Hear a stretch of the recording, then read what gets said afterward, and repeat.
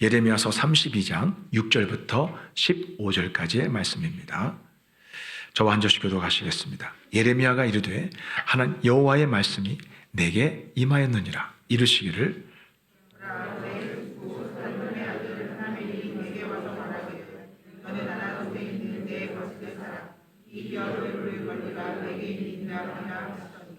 여호와의 말씀과 같이 나의 숙부의 아들 하나멜이 시위대 뜰 안 나에게 와서 이르되 청하노니 너는 베냐민 땅 아나돗에 있는 나의 밭을 사라.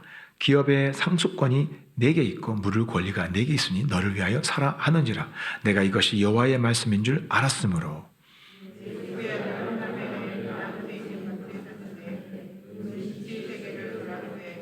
증서를 써서 봉인하고 증인을 세우고 은을 저울에 달아 주고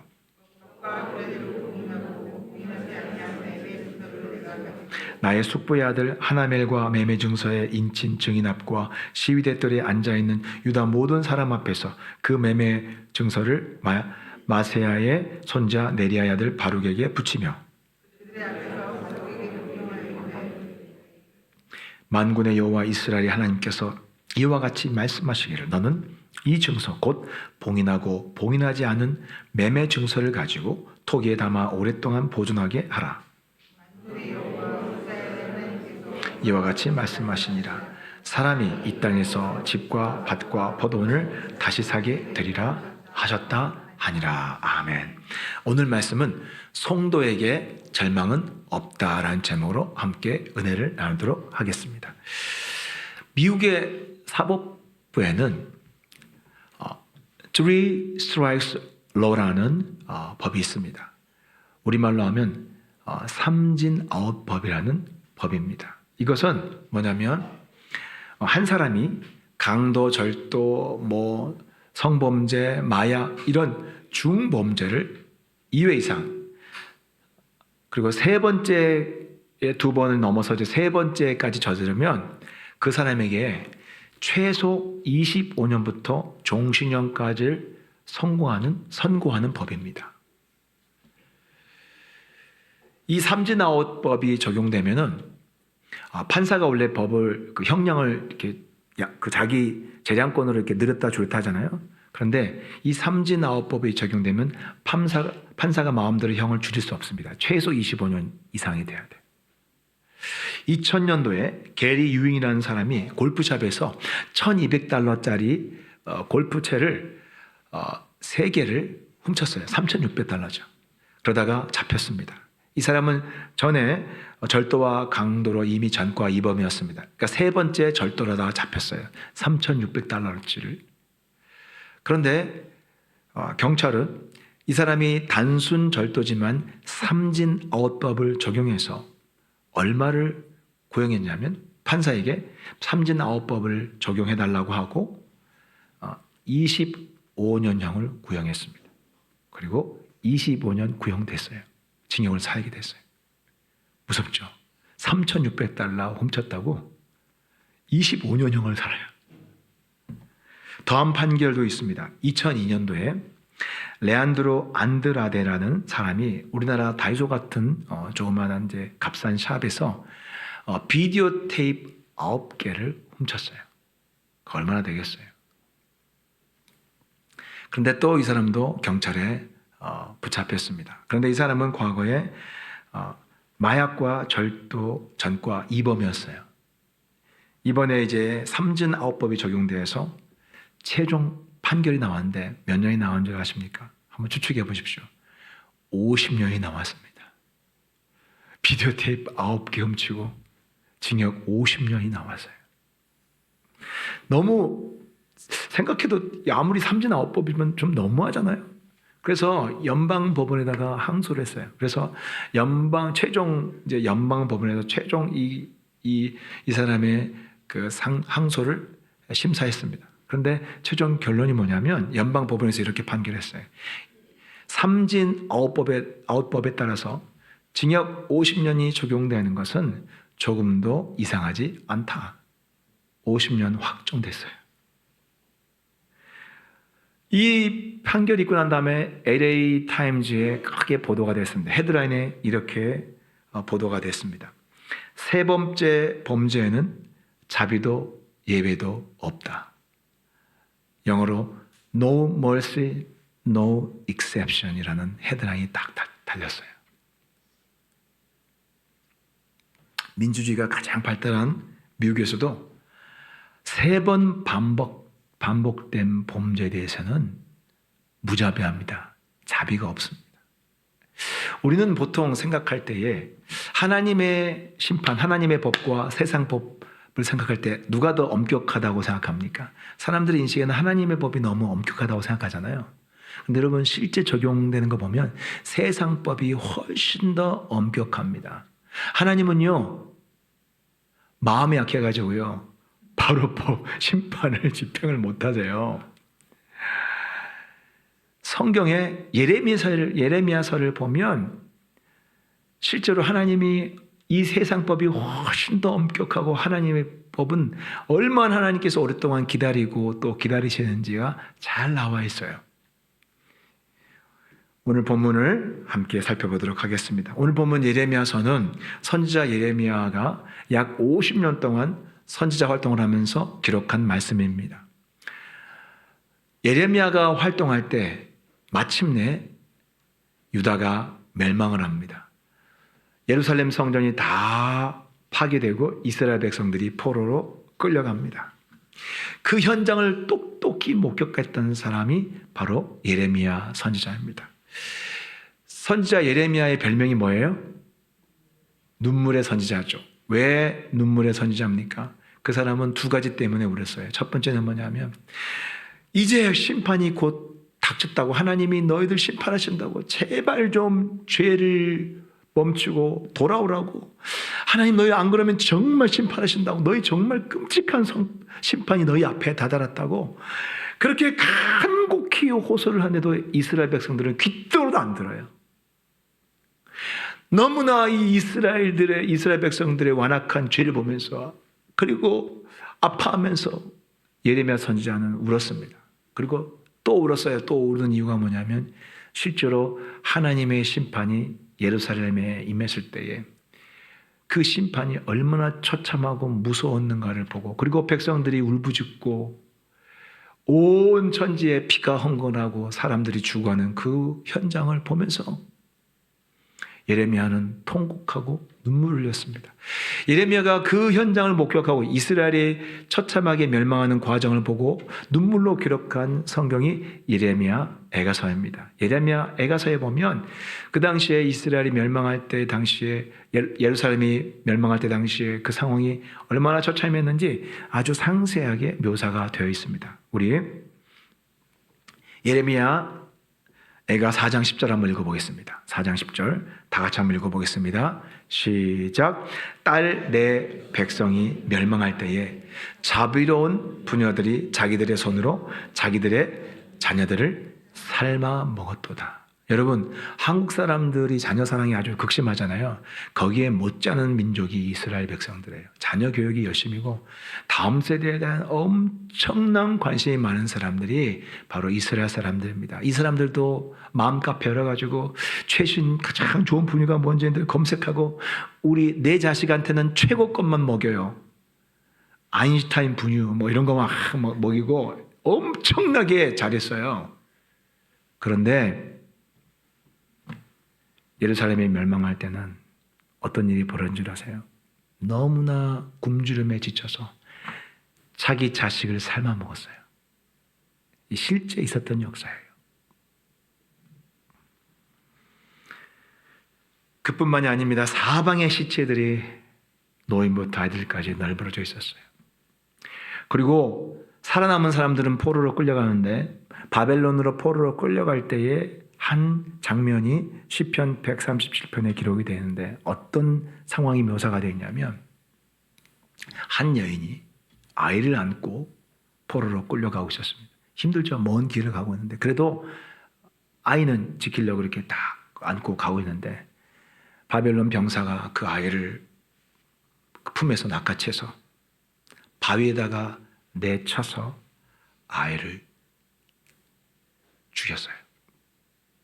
그걸 보고 시편 137편에 보면 그들의 그 비참한 여인들의 울부짖음을 보고 시인이 이렇게 기록했어요. 바벨론의 자손들에게도 하나님 똑같이 하여 주옵소서. 저들의 자손들을 그렇게 하여 주옵소서. 피눈물이 맺혀서 그렇게 기록했어요. 이게 몇 가지 드러난 그 당시에 예루살렘 멸망할 때의 참상이에요. 하나님 심판 무섭습니다. 진짜 무섭습니다. 하나님의 심판이 실제로 임할 때는요, 얄짤없어요. 개인으로도 마찬가지예요. 하나님은 오래 기다리시지만, 회개하라고 경고하시지만, 돌이키지 않고 그렇게 버티고 마음대로 살다가 진짜 하나님의 심판이 그의 삶에 실제로 임할 때는요, 정말 무섭습니다. 불신자들은 종종 기독교에 대해서 비판을 하면서 그 비판했던 것들 중에 하나가 뭐냐면, 기독교 하나님은 너무 잔인하대요. 너무 무섭대요. 죄를 심판하는 모습을 보면서 그렇다는 거예요. 여러분, 이 사람들이 한 가지 착각하는 건 뭐냐면, 하나님의 심판 내용은 무섭죠. 그리고 그거는 이미 성경에 기록된 대로 하는 거예요. 하나님 임의대로 하시는 것이 아니에요. 그리고 죄가 워낙에 심각하기 때문에 죄에 대한 심판은 무섭습니다. 근데 그 심판의 내용과 결과만 보고 이야기하지, 실제로 그 심판이 이루어지기까지의 그 과정, 하나님이 얼마나 기다리시고 참고 기다리는지에 대해서는 몰라요. 관심이 없어요. 그래서 무자비한 심판이라고, 가혹하다고 하나님에 대해서 그렇게 비난을 합니다. 하지만 오늘 예레미야서를 자세히 읽어보면 하나님의 최종 심판이 실제로 예루살렘에 이루어지기까지, 그들이 출애굽해서 가나안 땅에 들어간 다음에 가나안 땅에 예루살렘에 이제 하나님의 심판이 최종적으로 이루어질 때까지 하나님이 얼마나 기다리셨는지 압니까? 그리고 얼마나 그들을 향해서 그들에게 설득하고 그들에게 제발 그러지 말라고 선지자를 보내서 설득한 그 시간이 얼마인 줄 아십니까? 대략 1000년이에요. 1000년. 1000년 만에 심판이 이루어진 거예요. 미국에서는 몇 번 만에요? 3번 만에 종신형입니다. 많이 안 기다려져요. 1000년이 아니라 1년도 안 기다려져요. 3번 횟수 따져가지고 3번이면 삼진아홉법에 적용이 돼서 최소 25년부터 시작이 돼요. 종신형입니다. 훨씬 더 세상이 무섭습니다. 거기에 비하면 하나님은 너무나 물렁하세요. 1000년을 기다리셨어요. 1000년을요. 잠깐 그 1000년의 역사를 말씀드리겠습니다. 애굽의 노예였던 이스라엘 백성들을 하나님이 모세를 통해서 출애굽합니다. 애굽에서 건져내십니다. 그리고 하나님이 어디로 데려가십니까? 시내산에 데려가셔서 이스라엘 백성들과 언약을 맺습니다. 오늘날로 말하면 이스라엘 백성들과 하나님 사이에 계약을 맺습니다. 그리고 계약서를 씁니다. 그 계약서의 내용이 뭐냐면, 하나님이 이들에게 십계명과 율법을 주시면서 너희가 이 십계명과 율법을 잘 지키면 이러한 축복을 해주겠다라는 내용과, 그리고 너희들이 이 십계명과 율법을 지키지 않으면, 죄를 범하면, 너 못된 짓을 하면, 우상 숭배를 하면 이러한 심판과 형벌을 주겠다라고 반포를 합니다. 그것을 보험약관을 다 듣고 동의하듯이 이스라엘 백성들이 다 듣고 하나님 앞에서 사인을 합니다. 아멘하고, 그리고 피를 뿌려서 계약을 맺습니다. 그게 바로 구약이에요. 첫 번째 언약. 우리 성경의 구약 성경 이름이 구약이잖아요. 그럼 바로 이때 시내산에서 맺은 계약을, 하나님과 이스라엘 백성들과 맺은 언약을 말하는 거예요. 왜? 그게 왜 중요하냐면, 이스라엘의 구약 역사가 바로 그 하나님과 이스라엘 백성들이 맺고 그 언약 속에서 살았던 1000년의 역사가 바로 구약이에요. 그 첫 번째 언약 속에서 이스라엘의 구약 역사가 진행이 된 거예요. 그게 깨질 때까지. 그래서 구약 성경이에요. 이해가 되셨죠?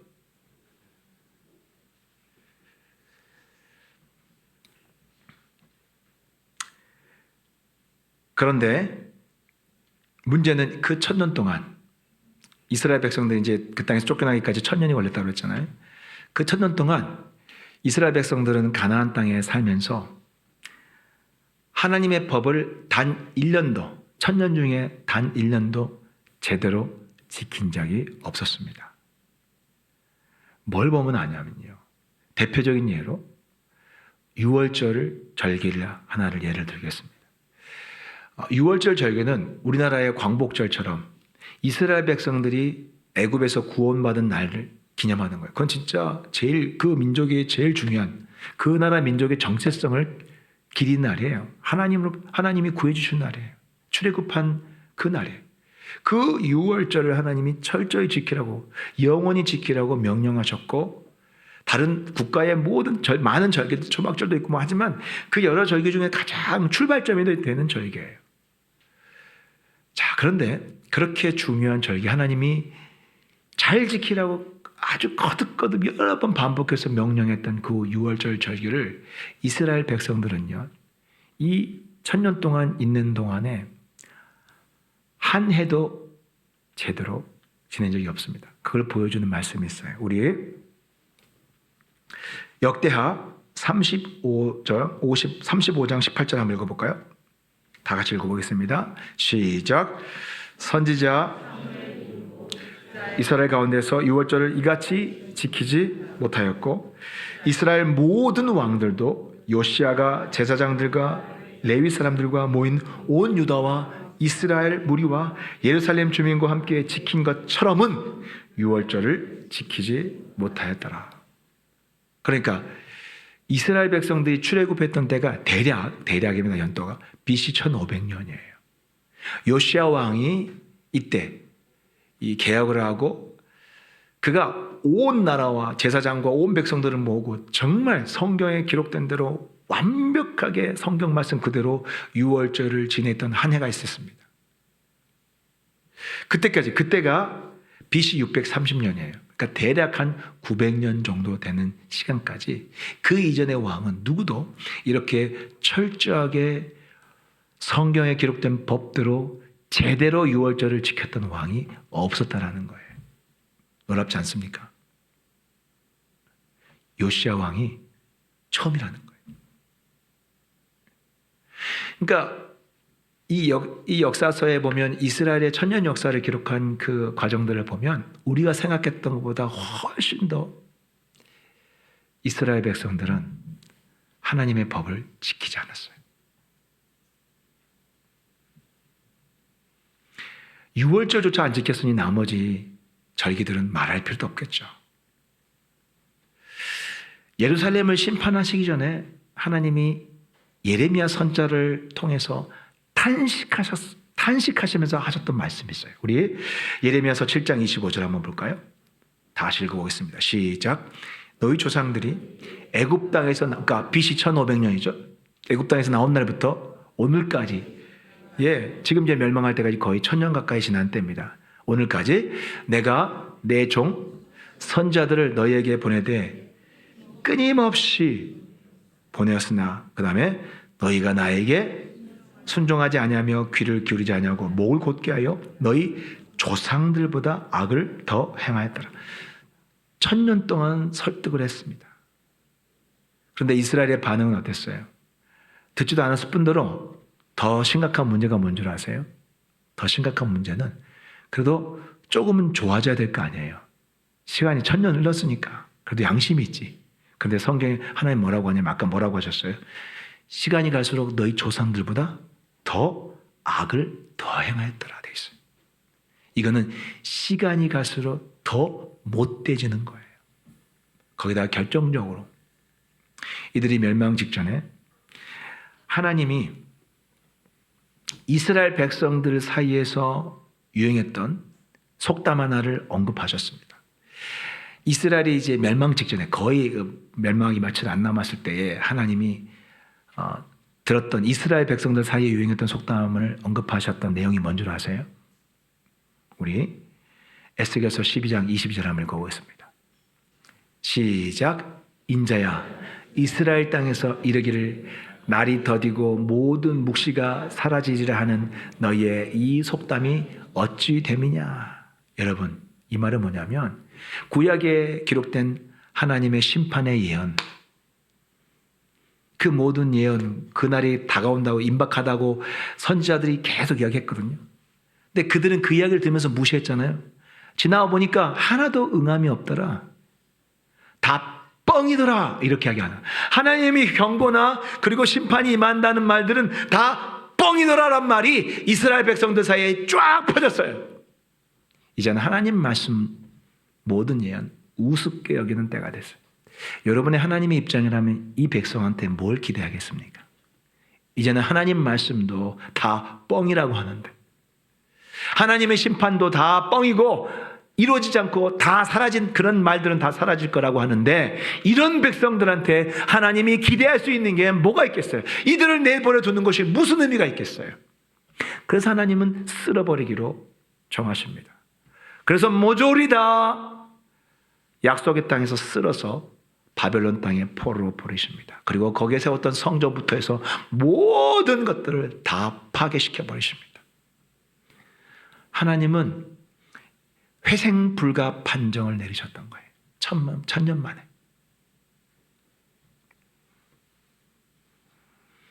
예레미야 선지자는 이렇게 막 나가는 이스라엘 향해서 심판의 말씀을 지속적으로 전했습니다. 그렇게 전하다가 마지막 왕이었던, 마지막으로 멸망했던 마지막 왕이었던 왕이 시드기야 왕이었는데, 이 시드기야 왕에 의해서 체포돼가지고 감옥에 투옥됩니다. 자, 우리 예레미야서 32장 2절 한번 볼까요? 다 같이 한번 읽어보겠습니다. 시작. 이때는 이미 그때에 시작. 그때에 바벨론 군대는 예루살렘을 에워싸고 선지자 예레미야는 유다의 왕의 궁중에 있는 시위대의 뜰에 갇혔으니. 여러분, 이때는요 이미 이제 하나님의 심판이 시작된 때였어요. 뭘 보면 합니까? 바벨론 군대가 예루살렘을 완벽하게 겹겹이 에워쌌습니다. 굶겨 죽이려고. 그리고 결정적인 순간에 완전히 성을 파멸시키려고요. 겹겹이 포위가 된 상태였어요. 이제 예레미야가 자기가 40년 동안 선포했던 그 예언대로 이제 심판이 진짜로 시작됐어요. 1000년 만에 하나님의 최종 심판이 집행이 된 거예요. 예레미야는 하나님께 받은 계시와 환상을 통해서 그 심판이 얼마나 끔찍할지, 1000년 동안 쌓였던 하나님의 진노가 이제 시작됐으니 그 무서움이 얼마나 크겠어요. 여러분, 1, 2년이 아니에요. 1000년 동안이에요. 1000년 동안. 쏟아지기 시작하는 것이 보였습니다. 한마디로 절망 그 자체였습니다. 이렇게 이제 파멸을 앞두고 있는 그 상황에서 예레미야가 절망하고 있을 때 갑자기 이해할 수 없는 하나님이, 전혀 분위기 않는 하나님의 말씀이 예레미야에게 딱 임했어요. 어떤 내용일까요? 우리 6절 7절 한번 볼까요? 오늘 본문 6절 7절입니다. 다 같이 읽어보겠습니다. 시작. 예레미야가 이르되 여호와의 말씀이 내게 임하였느니라. 이르시기를 보라, 내 숙부 살룸의 아들 하나멜이 내게 와서 말하기를 너는 아나돗에 있는 내 밭을 사라. 이 기업을 물을 권리가 내게 있느니라 하리라 하시더니. 그러니까 뭐냐면 하나님이 미리 말씀하시는 거예요. 장차 네 사촌이 와서 자기 땅을 사라고 이야기할 텐데 그 땅은 사라는 거예요. 오면 사라고 말씀하시는 거예요. 아니, 지금 이 상황이 어떤 상황이에요? 상식적으로 지금 바벨론 군대에 포위가 됐어요. 망하기 직전이에요. 이 망한 나라의 땅 문서가 무슨 의미가 있어요? 땅을 사고 계약을 하고 돈을 지불하고 그 다음에 계약서를 작성하고요. 그 계약서를 항아리에 넣고 묻는 일을 하는 거예요. 근데 또 그 계약서 작성할 때요, 이 주변에 있는 많은 사람들을 불러다가 공증을 합니다. 그래서 아주 그 땅 매매 절차 계약을 다 하라는 거예요. 법대로, 절차대로. 근데 그 말씀이 얼마나 황당합니까? 그리고 실제로 그 값어치가 은 17세겔인데 여러분 당시에 그 노동자 1년 연봉이 10세겔이었어요. 10세겔. 그러니까 17세겔이면 대략 2년치 연봉이야. 선지자가 무슨 돈이 있습니까? 평생 선지자로 살았는데 거의 전 재산 아니겠어요? 그거 하나님이 다 털어서 그거 땅 나중에 휴지 쪼가리 될 거 뻔한데 그거 사가지고 하라는 거예요. 사주라는 거예요.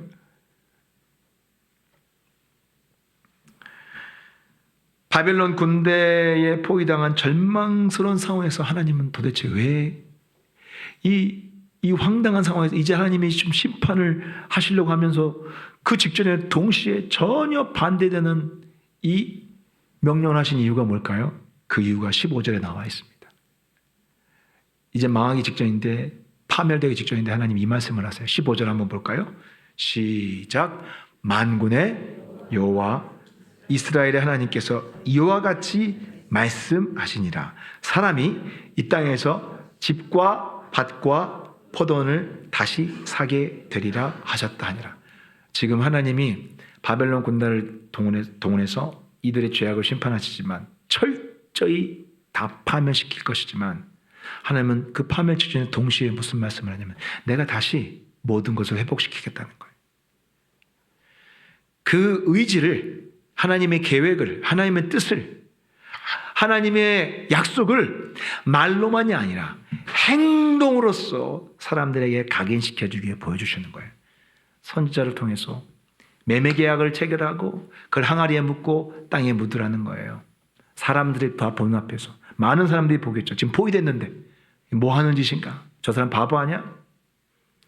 근데 그 상황에서 하나님이 이걸 하는 것은 선포하는 거예요. 내가 다시 이 땅을 너희들이 매매하고 사고 파는 그날이 올 수 있도록 내가 다시 회복시키겠다는 의지를 보여주시는 거예요. 자, 예레미야는요, 이 말씀대로 땅을 사면서 이스라엘이 다시 그렇게 온전히 회복될 거라는 소망이 그 마음에 가득했을까요? 여러분 어떻게 생각하세요? 예레미야가 그 땅을 딱 사면서 정말 맞아. 내가 이 산 땅이 나중에 한 3배는 올라가지고 나중에 이 세금 신고도 많이 하게 될 거야. 이렇게 막 소망을 가지고 막 미래에 진짜 회복될 거를 소망을 가지고 가득했을까요? 여러분 어떻게 생각하세요? 선지자니까 그럴 것 같다. 아닙니다. 예레미야 선지자가요. 선지자지만 이 사람은요. 이스라엘이 망할 것에 대한 믿음은 충만했지만 다시 회복할 것에 대한 소망은 이미 사라져 있었어요.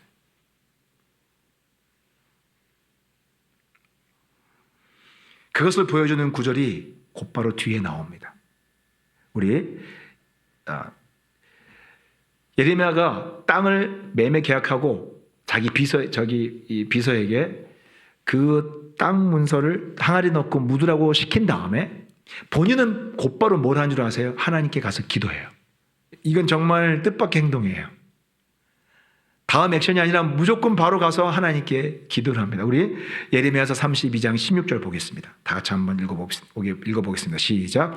내가 매매 정서를 네리야의 아들 바룩에게 넘겨준 뒤에 여호와께 뭐 했다고요? 기도하여 이르되 뭐라고 시작합니까? 슬프도소이다 하면서 이제 기도를 시작합니다. 그 뭐냐면 하나님 맞습니다. 정말 출애굽 이래로 1000년 동안 이들의 범죄를 하나님이 바벨론 군대를 심판하시는 것은 그건 하나님의 공의에 합당합니다. 마땅히 저들은 심판을 받아야 됩니다. 그런데 하나님 너무나 슬프고 마음이 아픕니다 하면서 이야기를 하는 거예요. 그런데 그 기도의 마지막에 예레미야는 한 가지의 하나님께 의문을 제기해요. 그런데요 하나님 이해가 안 갑니다. 망하게 하시는데 웬 땅을 사라고 하십니까? 하는 내용이 나오는 게 25절이에요. 다 같이 한번 읽어볼까요? 시작. 주 여호와여 주께서 내게 은으로 밭을 사며 증인은 세우라 하셨으나 이 성은 갈대아인의 손에 넘긴 바 되었나이다. 그러니까 의문이 안 된다는 게 이게 모순이라는 거죠. 갈대아 손에 이미 넘기셨는데 하나님 왜 땅을 사라고 하시나이까? 제가 이해가 안 갑니다라고 반문하고 있는 거예요. 이건 점잖게 하나님께 묻는 거예요. 여러분, 사실 예레미야 선지자는 망할 때까지 40년이 넘게 뭘 집중적으로 선포했습니까? 이스라엘의 죄악을 고발하고요, 심판을 선포했어요. 줄기차게 징그럽게 말 안 듣는 이들의 죄를 계속해서 끊임없이 고발하고, 어떤 때는 예배드려 나오는 사람들 앞에 딱 성전 입구에 딱 손을 벌리고 마주서가지고요, 막아서서 너희 들어보라, 하나님이 너희들에 대해서 죄를 고발하신다, 잘 들으라 하면서 막 고발하고 너희 이 성전이 다 파괴될 것이다. 이렇게 그들의 악행들, 집에서 벌어진 일들, 거리에서 벌어진 일, 사기치고 못된 짓 하고 살인하는 것들, 죄상을 40년이 넘게 줄기차게 고발하고 살아왔어요. 그리고 심판을 선포했어요. 물론 가끔 종종 하나님이 이스라엘에 그럼에도 불구하고 다시 회복할 것에 대한 말씀을 하나님 주셨어요. 그래서 예레미야도 동시에 종종 중간에 회복에 대한 말씀을 전했어요. 그런데 막상 그 회복의 약속의 근거에서 하나님은 실제로 이제 네 돈을 가지고 땅을 사서 매매를 하라고 하셨을 때, 그리고 그 증서를 항아리에다가 두라고 하셨을 때, 예레미야의 마음엔요, 그게 하나도 현실적으로 다가오지 않는 거예요. 자기 입으로 미래의 심판 후에 회복이 온다고 했지만, 여러분 웃기잖아요. 선지자가 자기 입으로 하나님의 회복의 약속을 선포했는데도 마음에 믿음이 없어요. 왜? 40년 동안 선포하면서 이 인간들은 도저히, 징그럽게 말을 듣지 않은 이 인간들을 보면서 이 이스라엘은 소망이 없다고 이미 자기도 마음으로 X 펴친 거예요. 속마음이 드러난 거예요. 아무런 소망과 정말 회복의 믿음이 사라져버렸던 거예요. 자기도. 여러분, 우리도 이것을 참 조심해야 돼요. 우리가 선지자가 돼가지고 선지자처럼 우리 하나님 말씀을 대하기 때문에 사람들은요, 자기 눈에 들보는 못 보면서 남의 눈에 이 티끌은 잘 보잖아요. 우리는요, 참 선지자 노릇을 잘해요. 다른 사람의 성경 말씀을 또 지식이 있으니까 남 잘못한 건 잘 보이잖아요. 그래서 저 집사님은 사랑이 없어, 저 집사님은 다른 건 잘하는데 봉사를 안 해, 자기는 아무것도 안 하면서. 그러니까 판단 너무너무 잘해요. 그러면서 선지자 노릇을 하면서 다른 사람의 단점과 죄와 허물들을 끊임없이 지적하고, 선지자의 눈으로 다른 사람의 약점을 계속해서 찾는 거예요. 그렇게 되면요, 어떤 문제가 생기냐면, 이 선지자와 같이 똑같은 문제가 생겨요. 사람을 볼 때에 단점으로 빨리 사람을 판단하고 끝을 내버리는 거. 저 사람은 안 돼, 이래서 안 돼, 저래서 안 돼, 저래서 안 돼. 성경은 뭐라고 합니까? 하나님은 사람을 변화시킨다고 하세요. 믿습니까? 하나님은요, 우리에 대해서 죄를 지적하고 책망도 하시지만 하나님은 반드시 하나님이 그를 변화시킬 하나님의 계획과 의지와 약속을 말씀하세요. 변화에 대한 약속을 주세요. 그런데 사람이요, 선지자의 눈을 가지고 사람들을 보면요, 하나님이 변화시킬 그 약속에 대해서 믿음이 안 생겨요. 왜? 계속 선지자 노릇만 하다 보니까. 그 대표적으로 그게 나타나는 장소가 어딘 줄 아세요? 가족이에요. 가족 간의 관계에서 그게 나타나는 거예요. 다른 집사님이 우리 집사님 볼 때 저기 옆에 있는 우리 집사님의 애들을 보면 하나님이 저 아이들이 예수님을 믿고 하나님 만나면 정말 저 아이들은 하나님의 큰 인물이 될 거라고 그거 말씀할 때 또 자기 입으로 그렇게 기도해주고 또 믿어줘요. 쟤는 진짜 하나님 만나면 그렇게 될 거야. 남의 집 아이들은 그렇게 축복하고 믿어줘요. 그런데요, 우리 집에 있는 그 인간들은 그게 안 믿어지는 거예요. 얘들. 왜 그러세요? 맨날 지적을 하니까요. 맨날 부모가 자식들의 잘못과 허물들, 특히 부모는 아이들의 단점이 잘 보이잖아요. 같이 사니까. 하루 종일 단점이 보여요. 아침에 일어나서 이불 안 개는 것부터 해서 화장실에 물 내리지 않는 것부터 해서 얘가 도대체 뭐가 될까? 늘 단점만 보이니까 그것을 지적하면서요. 어떤 관계가 형성이 되냐면 부모와 자식과의 관계가 아니라 세워지고 또 붙들어주는, 품어주는 관계가 아니라 어떤 관계가 되냐면 선지자와 죄인과의 관계가 형성이 되는 거예요. 죄인들. 그 심판이 임박한 죄인들. 끊임없이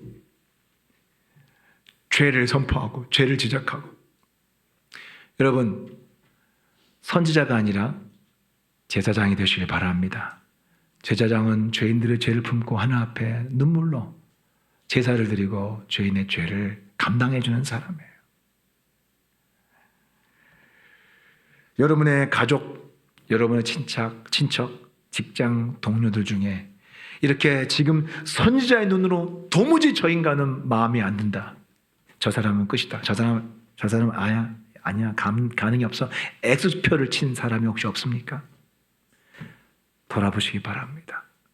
여러분, 하나님이 그 사람을 변화시킨다는 하나님의 회복의 약속의 말씀을 믿는 여러분 되시기 바랍니다. 그럴 때 역사가 나타나는 거예요. 선지자의 눈을 거두시기 바랍니다. 회복의 말씀이 믿어지지 않는 예레미야에게 그리고 그것을 반문하는 예레미야에게 하나님은 어떻게 답을 하셨을까요? 예레미야서 32장 26절에 그 예레미야가 이해가 안 가는 하나님의 말씀에 대해서 답을 해주십니다. 다 같이 읽어보겠습니다. 시작. 그때에 여호와의 말씀이 예레미야에게 임하여 이르시되 나는 여호와요 모든 육체의 하나님이라. 내게 할 수 없는 일이 있겠느냐? 야, 내가 세상을 지었고 인간도 내가 다 지었는데 내가 이스라엘 백성들 하나 못 바꿀 것 같아? 그들 회복 못 시킬 것 같아? 내가 할 수 없는 일이 뭐가 있냐? 라고 물으신 거예요. 여러분, 이 주님의 음성은 우리 모두에게 주는 똑같은 음성이에요. 여러분 마음속에서 안 된다고 이렇게 X표 친 것, 그런 마음을 갖고 있는 여러분들에게 하나님 뭐라고 하세요? 내가 할 수 없는 일이 뭐가 있느냐? 내가 사람도 짓고 세상도 지었는데 너는 안 된다고 하는 내가 도대체 못하는 게 뭐가 있느냐? 라고 하나님 물으신 거예요. 이 하나님의 음성을 잘 듣는 여러분 되시기를 주 이름으로 축복합니다. 그리고 하나님은 진짜로 말만 하지 않으셨어요. 엄청난 일을 준비하셨습니다. 뭔지 아세요? 하나님 정말 어마어마한 프로젝트를 진행하셨어요. 그게 뭔지 예레미야서 32장 39절, 이 말씀은 굉장히 신학적으로 중요한 말씀이에요. 다 같이 한번 읽어보겠습니다. 시작. 내가 그들에게 한 마음과 한 길을 주어 자기들과 자기 후손의 복을 위하여 항상 나를 경외하게 하고. 여러분이 그냥 성경 읽을 때는 아마 무슨 뜻인지 잘 모르실 거예요. 근데 이게 뭐냐면 이게 중요한 의미가 담겨 있어요. 한 마음과 한 길. 그러니까 어떤 마음과 어떤 길이냐면 하나님을 경외하는 마음과 그 길을 우리에게 주시겠다라는 거예요. 자, 이거는 예전과 어떤 차이가 있냐면 과거에 출애굽할 때 구약에서는 이스라엘 백성들과 시내산에서 어떤 계약을 하셨어요? 십계명 돌판과 율법을 주시면서 이 법대로 반드시 지키라 명하셨고 안 하면 심판하신다고 아주 강력한 경고를 하셨죠. 매를 들 거라고 말씀하셨죠. 그리고 실제로 이스라엘 백성들은 매를 맞았어요. 근데 어떻게 됐습니까? 1000년 동안 그렇게 했는데 안 돼요. 어떤 율법, 어떤 멋진 법, 어떤 하나님의 거룩한 법을 줘도 인간은 그 하나님의 법을 들이밀어도, 그리고 어떤 무서운 징벌을 준다고 해도 이스라엘은 잠깐은 매 맞을 때 잠깐은 조심하는데 다시 돌아가요. 왜 그래요? 인간의 본성 전체가 뼛속까지 죄로 오염되었기 때문입니다. 인간 스스로는 하나님의 법을 자발적으로 절대 따를 수 없어요. 1000년 동안 해보니까 구약은 이제 이스라엘 백성들에게는 그건 실패예요. 그래서 하나님이요 새로운 프로젝트를 시작합니다. 이제 앞으로 하나님 자녀들은 어떻게 인도하신 줄 아세요? 10계명 돌판이 아니라요. 법을 갖다가 그들에게 들이미신 것이 아니라 이제는 아예 그들에게 새로운 마음을 몸속에다가 이식시켜 주겠다라는 거예요. 어떤 마음이요? 하나님을 경외하는 마음을 그 몸속에다가 아예 심어버리겠다는 거예요. 그래서 하나님을 경외하는 마음이 내 몸속에 있으니까 내 스스로 나 마음으로부터 하나님을 경외하게 만드시겠다는 거예요. 완전 개념이 달라지죠. 옛날에는 법을 알려주고 법대로 지켜라고 했다면 이제는 뭐예요? 아예 법을 따르고 싶은 마음을 내 몸속에다 우리 몸속에다 심어놓고 하나님을 경외하게 만들겠다는 거예요. 효과적이겠죠. 완전 다르죠. 여기서 마음이란 건요 재밌는 게 있어요. 이 마음이란 단어는 마음은 심장과 같은 단어예요. 레브라는 단어인데 예레미야서에서는 이 마음과 심장을 레브라는 한 단어로 써요.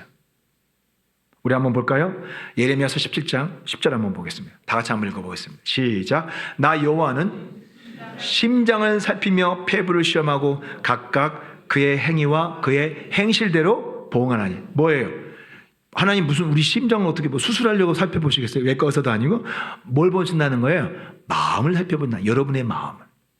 근데 그 마음 대신에 무슨 단어를 썼어요? 심장이라는 단어를 썼어요. 레브라는 단어를 썼어요. 그러니까 예레미야서에서는 심장과 마음은 같은 단어예요. 같은 뜻이에요. 따라서 이렇게 표현할 수 있습니다. 하나님이 앞으로 하나님의 자녀들에게는 우리가 예수 믿을 때 똑같죠? 우리가 지금 예수님 믿을 때 하나님 어떻게 하시겠다는 거예요? 우리가 예수님을 믿을 때 하나님 믿을 때 우리에게 심장 이식 수술을 하시겠다라는 거예요.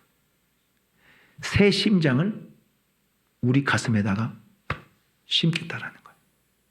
놀랍지 않습니까? 우리 가슴 속에다가 우리가 예수님이 처음 믿을 때 아예 새 심장을 우리한테 하나님이 보이지 않는 손으로 우리 심장 이식 수술해가지고 여기다가 박아 넣겠다는 거예요. 여러분 심장이 얼마나 중요한지 아시죠?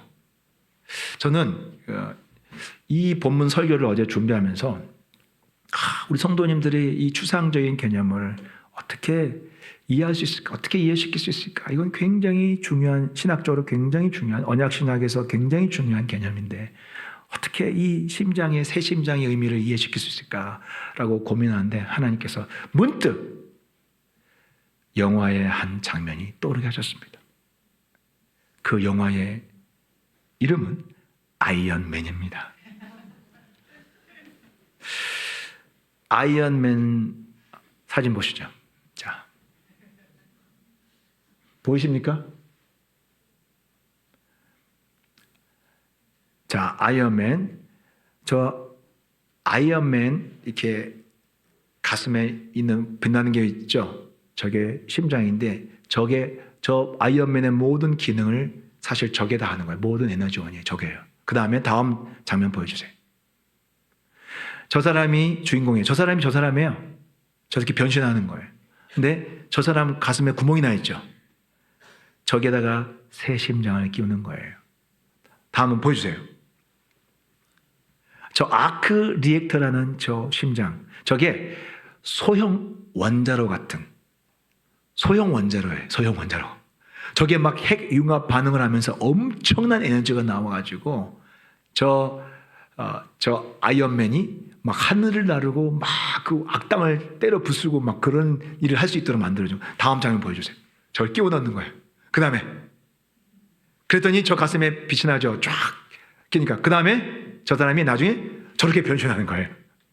저 아이언맨이 전투기보다 더 빨라요. 슉 지구 반대 저기 대기권까지 갔다가 왔다 갔다 해요. 그리고 악당들을 막 그 부수는데 엄청난 에너지가 나오는데 그 에너지가 어디서 나오냐면 저 가슴 속에 있는 아크 리액터라는 저 새로운 심장, 아이언맨의 심장에서 나오는 거예요.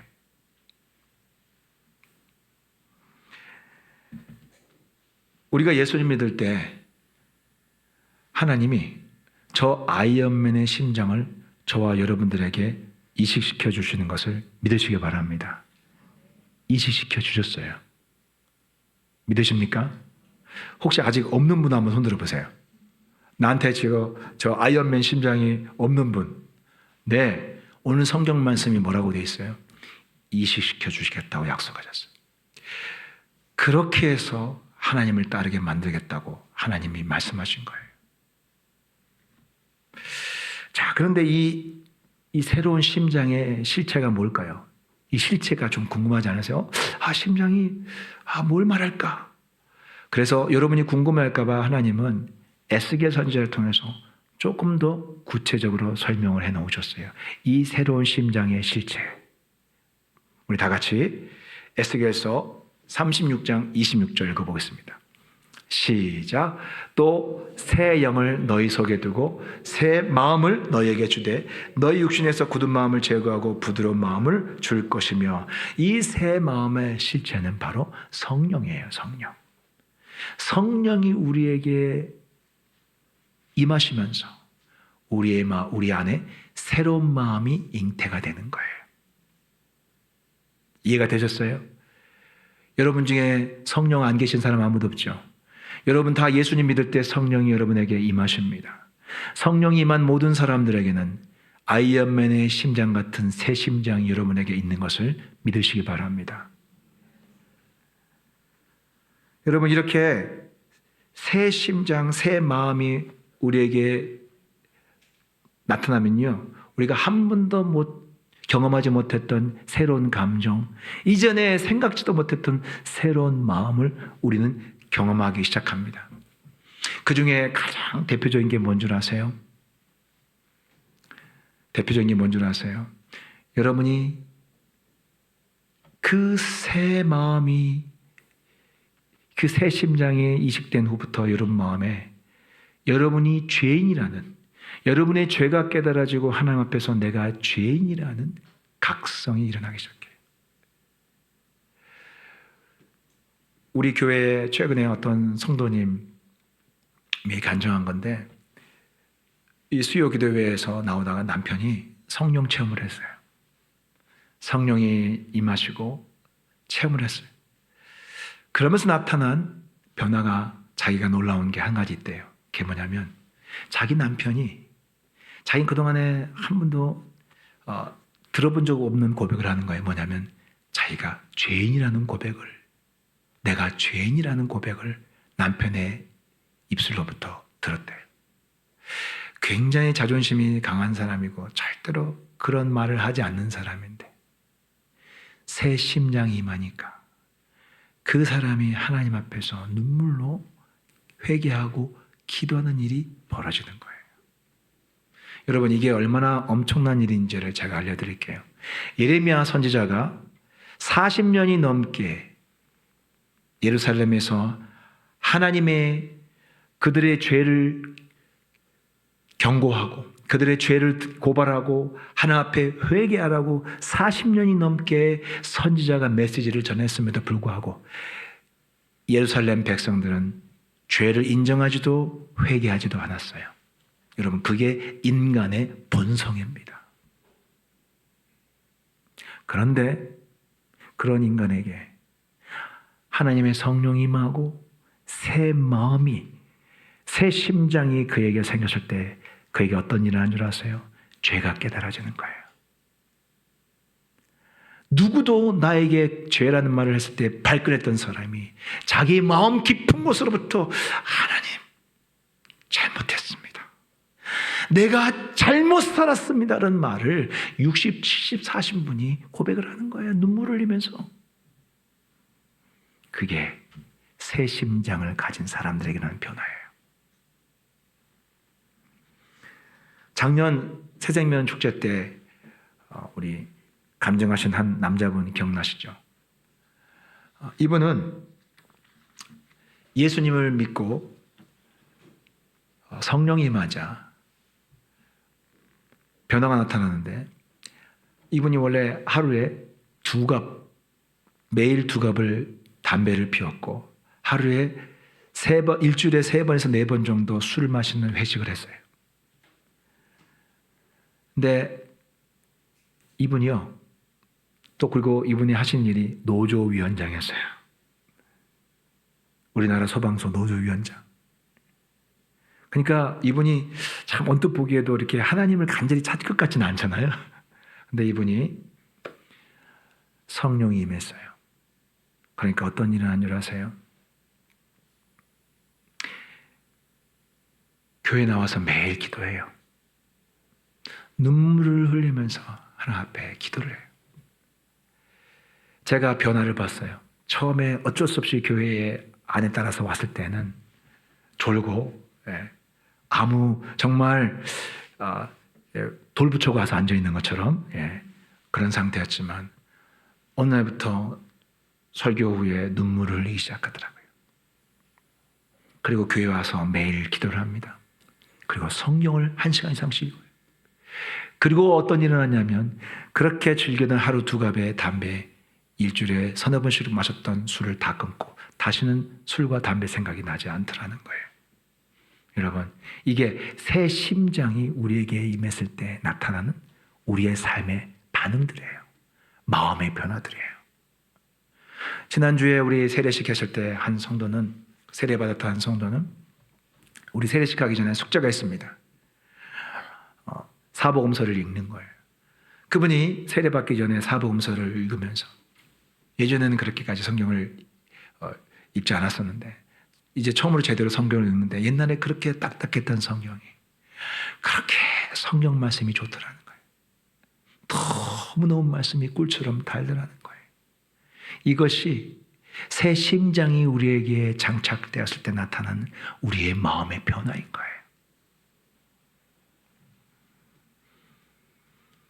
오늘 하나님은 예레미야 선지자를 통해서 우리에게 말씀하십니다. 우리에게 왜 이런 변화들이, 이런 이전에 경험해보지 못했던 마음의 변화들이 일어나는지 설명하십니다. 여러분 속에 새 심장이 이미 이식되었습니다. 믿으시기 바랍니다. 내 안에 새 심장이 있음을 믿으시기 바랍니다. 이 시간 우리 다시 한번 하나님 앞에 고백해 보겠습니다. 내 안에 새 심장이 있다. 예, 맞습니다. 그런데 여러분, 이전에 내 안에 새 심장이 이식된 것을 의식하고 살았습니까? 그렇게 안 살았습니까? 대부분 아마 그렇게 안 살았을 거예요. 제가 이전에 보았던 성도님들을 보면 이런 자각이 없어요. 그냥 눈에 안 보이니까 그냥 교회 다니는 것밖에 차이가 없다고 생각하는 거예요. 그런데 제자 훈련 받고 우리 교회에서 양육을 받으면서 성도들이 깨어나는 거예요. 내가 누구인지, 어떤 신분의 변화가 있었는지, 영적인 변화가 무엇이었는지 제자 훈련과 양육을 통해서 성도들이 깨달으니까 자각을 하게 돼요.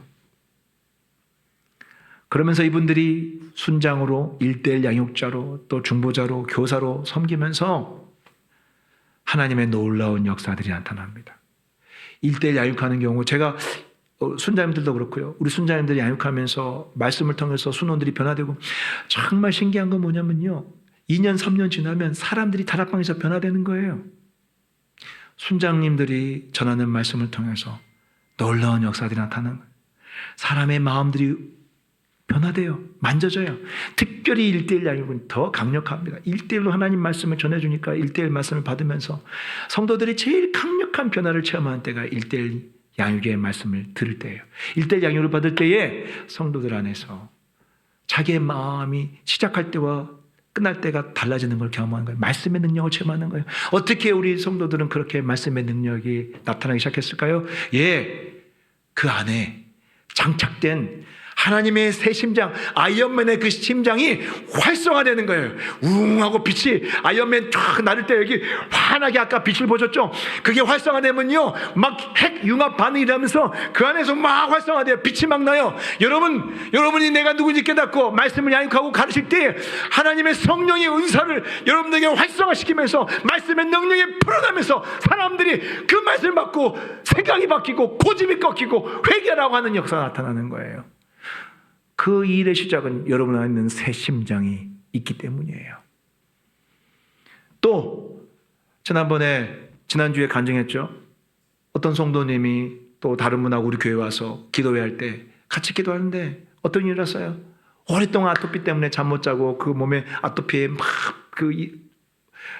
막 긁게 되니까 그 얼마나 피부가 막 트고 막 터지고 하잖아요.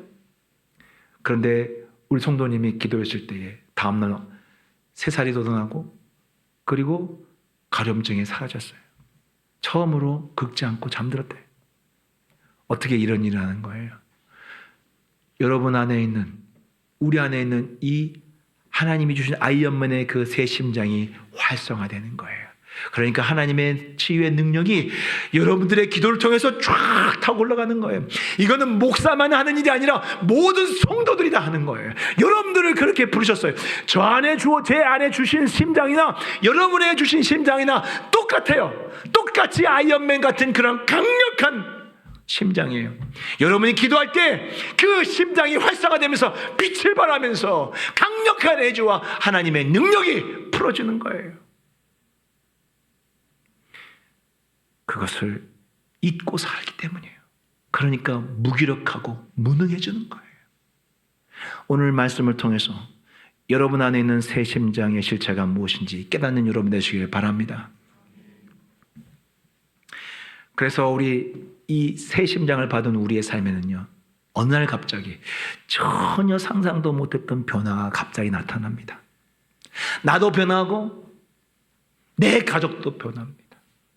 그리고 내가 기도했던 것들이 도무지 가능성이 없어 보였는데 어느 날 갑자기 폭발적으로 기도의 역사가 나타나는 것입니다. 그래서 성도에게 절망은 없습니다. 왜요? 왜 그렇습니까? 하나님은 우리가 상상도 하지 못했던 새 일을 우리 인생 가운데 행하시는 분이십니다. 그리고 하나님은 능치 못하시는 일이 없는 분이시기 때문입니다. 내가 할 수 없는 일이 있더냐? 라고 하나님이 우리에게 물으십니다. 그 하나님이 우리 하나님이십니다. 그리고 그 하나님이 바로 자신의 심장, 예수 그리스도의 심장을 우리에게 이식시켜 넣으신 것입니다. 하나님께서 우리 인생 가운데 새 일을 행하실 것입니다. 성도에게 절망은 없습니다. 하나님이 저와 여러분의 인생 가운데에 새 일을 행하시기 때문입니다. 이것을 믿고 담대히 어떤 절망적인 상황 속에 있더라도 다시 일어나 소망을 선포하는 여러분 되시기를 주 이름으로 축복합니다. 기도하겠습니다. 우리 시간 다 같이 기도할 때에 지금 여러분 어떤 어려움 가운데 있습니까? 어떤 낙심 가운데 있습니까? 오랫동안 반복된 일, 어려움, 문제, 혹은 참 나를 힘들게 하는 사람, 그 사람은 도저히 변하지 않을 것 같은, 그 사람의 잘못만 보이고 그 사람의 허물만 보이고 그 사람의 자꾸 반복된 약점만 혹시 여러분 눈에 보고 있지 않습니까? 주여, 오늘 내 눈을 새롭게 하여 주시옵소서. 선지자의 눈이 아니라 우리 하나님의 눈으로 바라보게 도와주시옵소서. 소망의 눈으로, 회복의 눈으로, 변화의 눈으로, 믿음의 눈으로 바라보게 하여 주시옵소서. 주여, 낙심에서 일어나 하나님의 놀라운 새 일을 행하시는 하나님의 약속을 붙들게 하여 주시옵소서. 저를 따라 기도하며 주여 은혜를 주옵소서. 불쌍히 여겨 주옵소서. 다 같이 기도합니다. 주여, 자비롭고 은혜로우신 하나님 아버지, 아버지, 오늘도 참 하나님 아버지 하나님 선지자의 눈으로 항상 하나님 안 되는 것, 하나님 또 나약한 것, 약점과 허물만 바라보는 나의 눈을 주님 이 시간에 주님 새롭게 하여 주시옵소서. 하나님 아버지여, 내가 환경 가운데 낙심하고 절망하고 하나님 두려워하고 주저앉아 있었습니다. 오늘 하나님께서 예레미야를 통해서 새 일을 행하시는 것을 아버지 하나님께서 선포하셨습니다. 내게 할 수 없는 일이 있더냐라고 하시는 그 주님의 음성이 오늘 예레미야뿐만 아니라 나의 심령에도 주님 꽂히게 하여 주시옵소서. 새겨지게 하여 주시옵소서. 아버지 다시 일어나게 도와주시옵소서. 하나님 아버지, 나에게 하나님이 이식시켜 놓으신 그 하나님의 심장의 실체가 무엇인지 깨닫게 도와주시옵소서. 하나님 아버지, 나에게 심어주신 그 하나님의 심장은 주님 능치 못할 일이 없습니다. 하나님 그 심장, 하나님이 내게 새로 이식시켜준 그 심장은 하나님 내가 기도하면 그 심장 하나님 그 이 세상의 어떤 능력보다 강력하게 활성화되어서 하나님 아이언맨의 그 심장보다도 더 강력한 능력으로 내 인생을 새롭게 하고 내 삶을 새롭게 하고 내 가족을 새롭게 하고 내 인생에 하나님의 역사를 일으키는 하나님의 능력의 근원이라는 것을 하나님 믿게 도와주시옵소서. 아버지여, 내 안에 새 심장이 있는 것을 보게 도와주시옵소서. 아버지여, 내 안에 새 심장이 있는 것을 하나님 아버지여 선포하게 도와주시옵소서. 아버지여, 기도하면 내가 누구인지 하나님 앞에서 깨달으며 내 정체성을 붙잡고 약속을 붙잡고 소망의 말씀을 붙잡고 나아가면 우리 하나님께서 우리의 내 삶 가운데 새해를 행하실 거라는 것을 아버지여 믿고 신뢰하는 성도 되게 도와주시옵소서. 아버지여, 낙심에서 일어나게 도와주시옵소서. 아버지여, 절망에서 일어나게 도와주시옵소서. 아버지여, 오랜 기도에 지치고 낙심한 사람들이 있습니까? 아버지여, 오랫동안 기도했지만 변화가 없어서 아무 일도 일어나지 않는다고 하나님 아버지여 낙심하고 하나님 슬퍼하는 우리 성도들이 있습니까? 주여 일으켜 주시옵소서. 오늘 주님 우리 성도들을 손잡고 일으켜 주시옵소서. 주여 우리 성도들의 손을 붙잡고 다시 일으켜 세워주시옵소서. 내 사랑하는 아들아, 내 사랑하는 딸아, 일어나라, 일어나라, 일어나라 하시는 오늘 주님의 음성을 듣게 도와주시옵소서. 아버지, 우리 성도들, 우리 사랑하는 성도들을 불쌍히 여겨주시옵소서. 아버지여, 저들의 아픈 마음을 위로하여 주시옵소서. 아버지여, 저들의 상처를 주님 만져주시옵소서. 아버지여, 낙심하고 절망하는 우리 성도들의 그 마음 아버지여, 그 아픈 마음을 주님 만져주시옵시오. 오늘 주님께서 소망으로 채워주시옵소서. 주님, 주의 손을 내밀어서 우리 성도들을 일으켜 주시옵소서. 주님 일으켜 주시옵소서. 아버지 일으켜 주시옵소서. 아버지 일으켜 주시옵소서. 아버지 일으켜 주시옵소서. 아버지 일으켜 주시옵소서. 아버지여, 우리 성도들 일으켜 주시옵소서. 아버지여, 우리 성도들 일으켜 주시옵소서. 아버지여, 불쌍히 여겨 주시옵소서. 아버지 하나님, 불쌍히 여겨 주시옵소서. 아버지, 우리 성도들 일으켜 주시옵소서. 주여, 불쌍히 여겨 주시옵소서. 오 성령님, 바람같이 불같이 생수같이 임하여 주시옵소서. 병든 자들을 만져주시옵소서. 이 시간 병든 자들을 치료하여 주시옵소서. 아버지의 몸이 아픈 자들을 이 시간 치유의 능력이 거리게 하여 주시옵시고, 아버지여, 저들 가슴에 있는 주님 새로운 심장으로부터 예수의 피가 흘러나와서 저들의 약함을 치료하여 주시옵소서. 아버지여, 약한 것들을 치료하여 주시옵소서. 병을 치료하여 주시옵소서. 연약함을 덮어주시옵소서. 저들의 죄를 씻어주시옵소서. 아버지여, 저들의 낙심하는 마음, 주의 어두운 마음을 빛으로 채워주시옵소서. 성령님, 우리 성도들을 만져주시옵소서. 주님, 저들을 치료하시옵시고 새 생명으로 채워주시옵소서. 오 성령님, 바람같이 불같이 생수같이 주여 하늘의 권능으로 우리 성도들을 만져주시옵시고 채워주시옵소서. 오 주여, 바람같이 불같이 생수같이 우리 성도들을 이 시간 새롭게 하여 주시옵소서. 주님 만져주시옵소서. 주님 만져주시옵소서. 오 성령님, 성령님, 성령님 하여 주시옵소서. 주여, 저들의 마음에 아버지 엉덩이들이 풀어질지어다, 풀어질지어다, 부러질지어다. 부러질지어다. 아버지여, 이 시간 주님이 안수하여 주시옵소서. 아버지의 굳어진 마음을 주님이 이 시간 만져주시옵시고, 아버지여, 실타래처럼 얽힌 마음을 주님 이 시간 만지셔서 풀어주시옵소서. 복잡한 마음을 주님 단순하게 해주시옵소서. 아버지여, 믿음으로 새롭게 도와주시옵소서. 오 주님, 와스카레비아라 마스일라 바스테베리아 와라바스일라 카라바스테비아라 바스메리아. 주님, 주님, 주님, 주여, 성령께서 성도들을 만지시옵소서. 오 바람같이 불같이 생수같이 와스카라바스일라 바스테비아라 바스메리아. 아버지 하나님, 아버지 하나님, 주의 성령께서 우리 성도들 한 사람 한 사람 아버지여 태워주시옵소서.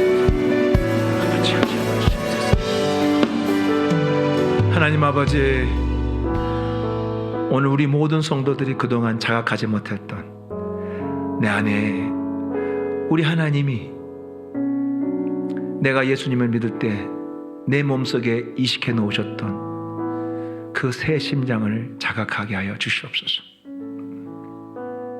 내가 아니라 그 심장에서 나오는 에너지와 능력이 내 인생 전체를 이끌어 나간다는 것을 깨닫게 하여 주시옵소서. 그래서 지금 내 상황이 아무리 낙심되고 힘들더라도 나의 현실이 아니라 내 안에 계신 하나님 때문에, 내 안에 계신 예수님의 심장 때문에